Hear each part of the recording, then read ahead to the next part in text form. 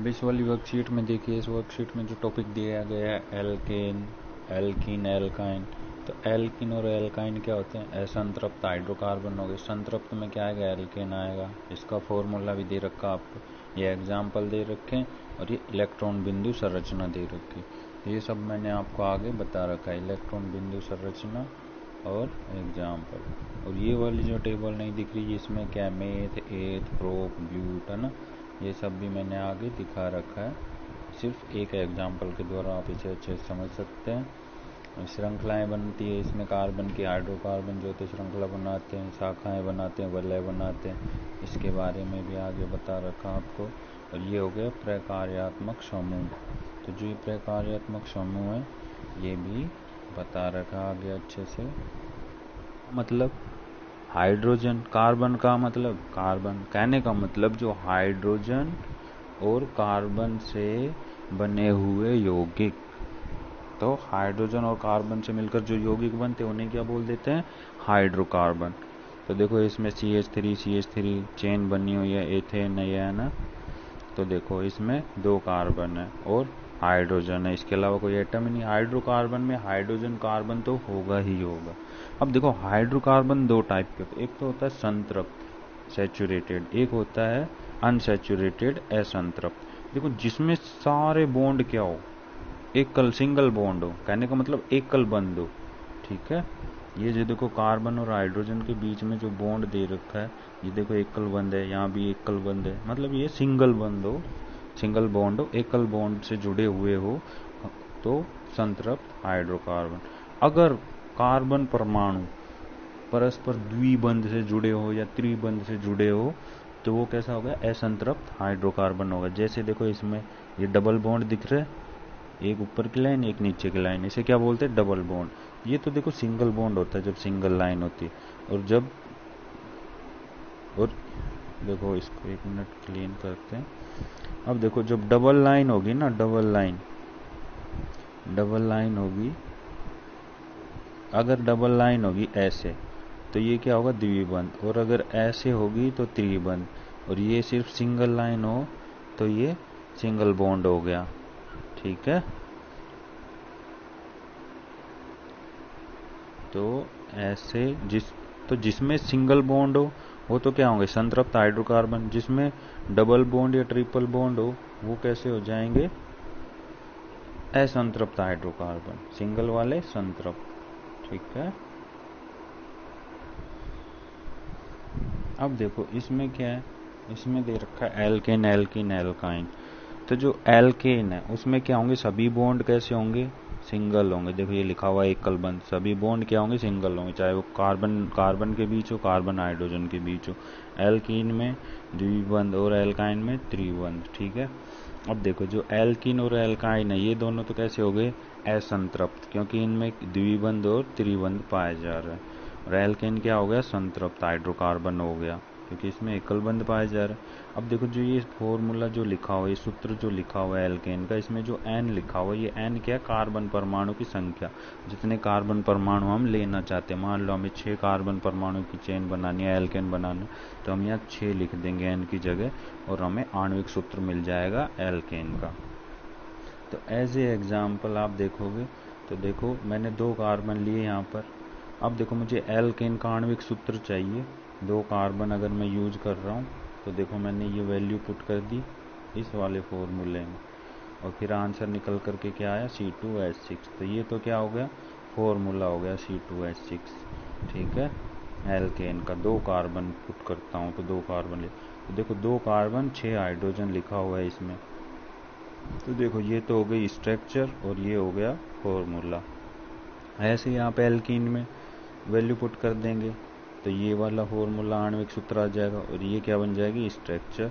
और देखो इसमें एक द्विबंध भी बनाना पड़ेगा अपने को, ये क्या है? द्विबंध, कार्बन कार्बन के बीच। ऐसे ही एल्काइन है ना। तो एल्काइन में आप देखोगे तो देखो इसमें वैल्यू पुट कर दी मैंने, 2 कार्बन लिए थे तो 2 लिख दिया एन की जगह, ये आणविक सूत्र मिला और ये स्ट्रक्चर बन जाएगी। तो ऐसे एल्केन, एल्कीन, एल्काइन, इनके इस वाले फॉर्मूले को याद रखना और ये याद रखना द्विबंध त्रिबंध, और फिर हम ये इजीली कर लेंगे ये काम आगे का। अब देखो इसमें हम थोड़ा है ना बंद को समझते हैं। कहने का मतलब जो एल्केन है, अब देखो एल्केन में हमने देखा था सभी बंद कैसे होंगे, सिंगल होंगे। तो देखो इस स्ट्रक्चर में आप देखो ये जो डॉट दे रखा है हाइड्रोजन के साथ छोटा सा ऊपर की तरफ, वो तो क्या है, हाइड्रोजन का इलेक्ट्रॉन है। और जो ये कार्बन के चारों तरफ जो ये क्रॉस क्रॉस दे रखे हैं, ये कार्बन के इलेक्ट्रॉन है। तो देखो कहीं भी आपको डबल बॉन्ड नजर आ रहा है एल्केन में? नहीं आ रहा। तो एल्केन में सभी बॉन्ड कैसे होते हैं, सिंगल।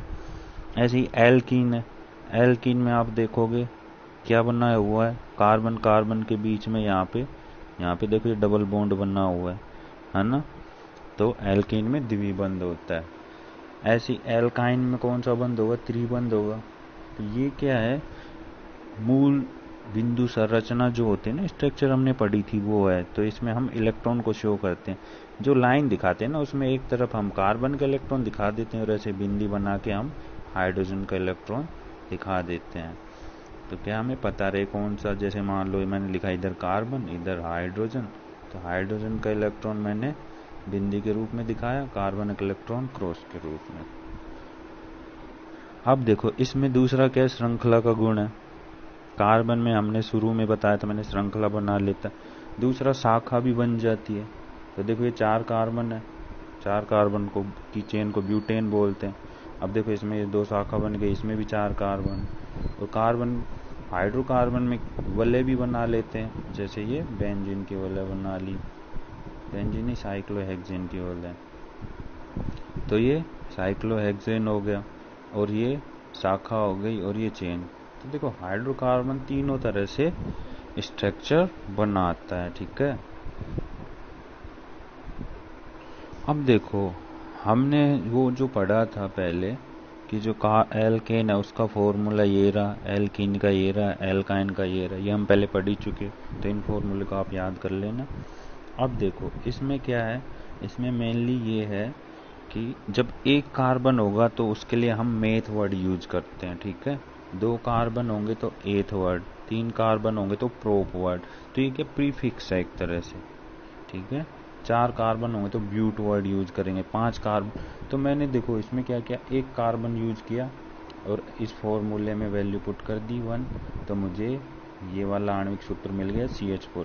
अब देखो इसमें एक कार्बन है ना, ये सिर्फ C, तो इसका नाम क्या होगा, मेथ। एक कार्बन हो तो मेथ, और जब एल्केन है तो क्या लग जाएगा, एन लग जाएगा लास्ट वाला, है ना, एन।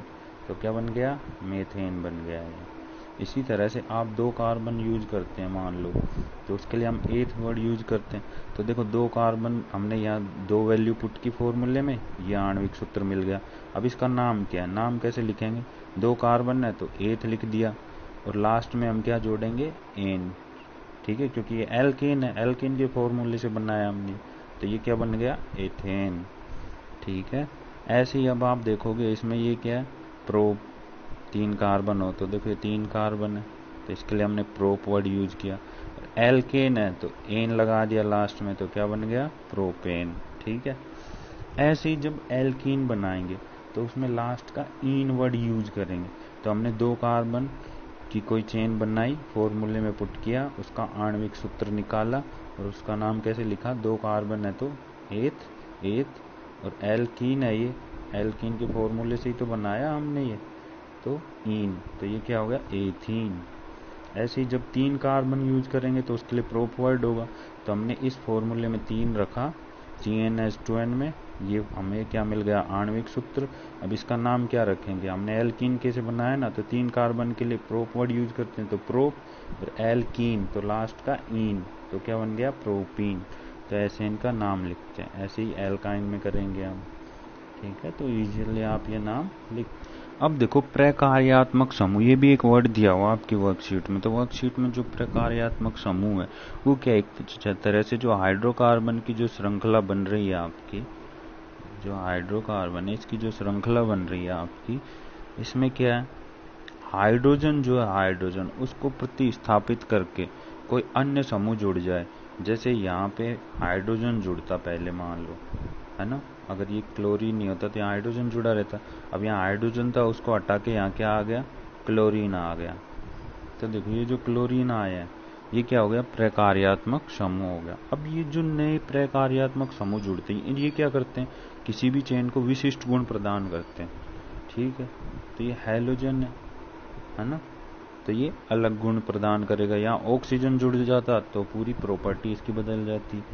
तो ऐसे ही ये अलग अलग समूह है। तो देखो ये क्या है, फ्लोरीन, क्लोरीन, ब्रोमीन, ये क्या है, हैलोजन, ऑक्सीजन, नाइट्रोजन, सल्फर, ये सब क्या प्रकार्यात्मक समूह। ये क्या करते हैं, हाइड्रोजन को हटा करके खुद जुड़ जाते हैं चेन में, और उससे क्या हो जाएगा, उसका विशिष्ट गुण आ जाता है उस चेन में, है ना। अब देखो इसके बाद जो है संरचनात्मक समावयन। संरचनात्मक समावयन, तो देखो संरचना वर्ड पहले ही आ गया। तो कहने का मतलब वे हाइड्रोकार्बन जिनके आणविक सूत्र तो क्या होते हैं, समान होते हैं, लेकिन संरचना क्या होती है, भिन्न होती है ना। तो देखो जैसे C4H10 है, एक ही आणविक सूत्र है, लेकिन इससे दो तरह की संरचना बन सकती है। तो दो तरह की संरचना कैसे बनेगी इसमें, आप इसमें देखोगे, एक तो इसमें क्या है, चेन है ना, एक इसमें क्या है, चेन है। देखो पहली जो ऊपर लिखा हुआ है इसमें देखो ये चेन बनी हुई है 4 कार्बन की, तो ब्यूटेन हो गया। और दूसरी स्ट्रक्चर देखो ये बनी हुई, ये वाली दूसरी स्ट्रक्चर है ना, ये वाली स्ट्रक्चर कौन सी, दूसरी स्ट्रक्चर है ये वाली, ये दूसरी स्ट्रक्चर है। देखो इसमें शाखा बन गई।